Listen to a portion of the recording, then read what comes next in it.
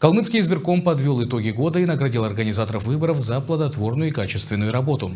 По словам участников совещания, уходящий 2022 год отмечается большой работой с молодежью. Это в первую очередь проведение форума молодежных избирательных комиссий и летней образовательной школы «Молодежь. Выборы. Власть». Помимо этого, уже начата активная подготовка к избирательным кампаниям следующего года. В этом году комиссия занималась обучением членов участковых, территориальных избирательных комиссий.